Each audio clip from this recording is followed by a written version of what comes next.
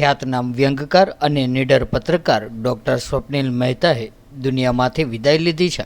ગાંધીનગર ખાતે યોજાયેલ શ્રદ્ધાંજલિ સભામાં સાહિત્યકારો, લેખકો, પત્રકારો દ્વારા ભાવભરી શ્રદ્ધાંજલિ અર્પણ કરવામાં આવી હતી।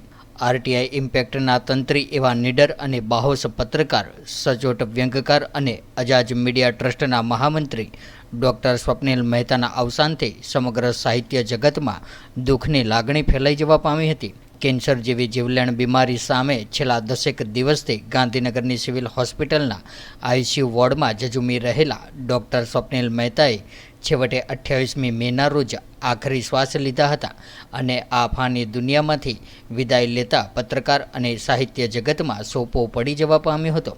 સ્વર્ગસ્થ સ્વપ્નિલ મહેતા પોતાના પરિવારમાં માતા, ધર્મપત્ની તારાબેન, 2 દીકરા અને 1 દીકરીને વિલાપ કરતા આ ફાની દુનિયાની અલવિદા કરી હતી। તેમની અંતિમ યાત્રામાં પરિવારજનો સહિત અજાજ મીડિયા ટ્રસ્ટના પેટર્ન મૂલચંદભાઈ રાણા તથા હોદ્દેદારો તેમજ સ્થાનિક પત્રકારો, સાહિત્યકારો સહિતના લેખકો મોટી સંખ્યામાં પણ જોડાયા હતા અને સ્વર્ગસ્થના પરિવારજનોને સાંત્વના પાઠવી હતી।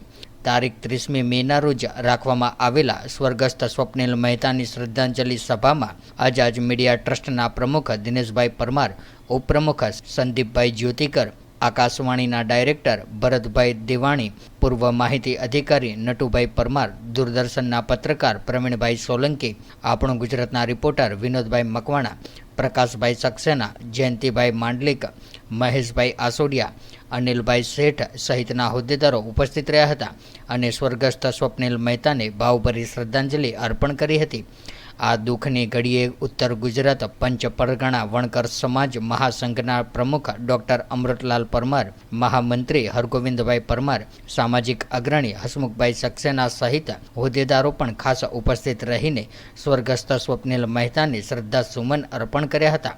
સ્વર્ગસ્થ સ્વપ્નિલ મહેતાનો જન્મ 29મી ઓગસ્ટ 1968ના રોજ અમદાવાદ ખાતે એક સામાન્ય સરકારી કર્મચારી કેશવલાલ મહેતાના ત્યાં થયો હતો। સ્વભાવે અને આત્માથી શિક્ષણનો જીવ હોવાથી ગુજરાતી ભાષા, સાહિત્ય અને વ્યાકરણના તજજ્ઞ તરીકે તેઓ ઉભરી આવ્યા હતા। આરટીઆઈ ઇમ્પેક્ટના નામનો ન્યૂઝપેપરના તંત્રી સંપાદન સાથે વિવિધ સામાયિકો અને ન્યૂઝપેપરો ઉપરાંત સોશિયલ મીડિયામાં સામાજિક રાજકીય ક્ષેત્રે સાંપ્રત પરિસ્થિતિને લઈને તેમના દ્વારા અનેક કોલમોમાં વ્યંગ લેખો લખવામાં આવ્યા હતા। સંદેશ ન્યૂઝપેપરમાં તેમની હાસ્યવ્યંગ ઉપર આધારિત કોલમ સાભાર પરત ખૂબ જ લોકપ્રિય બની હતી।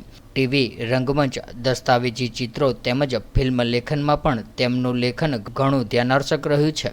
Doctor Swapnil Mehta MA BEd, પત્રકારત્વ વિષયમાં ડિપ્લોમા, દ્રશ્ય શ્રાવ્ય નિર્માણ ક્ષેત્રે ડિપ્લોમા ઉપરાંત જાણીતા હાસ્ય લેખક વિનોદ ભટ્ટના સાહિત્ય જીવન પર વિનોદ ભટ્ટ એક અધ્યયન વિષય ઉપર મહાશોધ નિબંધ આપીને હેમચંદ્રાચાર્ય ઉત્તર ગુજરાત યુનિવર્સિટીમાંથી ડૉક્ટર પદવી મેળવી હતી।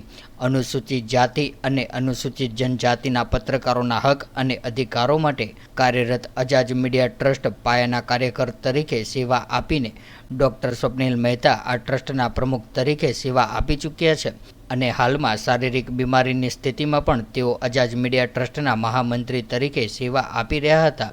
ડૉક્ટર સ્વપ્નિલ મહેતા દ્વારા માર્મિક વ્યંગ્ય વાર્તાઓ, વાંદરાને નિસરણી પુસ્તક અને ડૉક્ટર BR આંબેડકરના જીવન પર આધારિત આવા હતા આપણા બાબા સાહેબ આર્ટિકલ સિરીઝ દર રવિવારે સળંગ 52 અઠવાડિયા સુધી સોશિયલ મીડિયામાં રજૂ કરવામાં આવી હતી, જેમાં 35 કિસ્સાઓ પસંદ કરીને શરૂઆત પબ્લિકેશનમાં પુસ્તક રૂપે પ્રકાશિત કરવામાં આવ્યું હતું।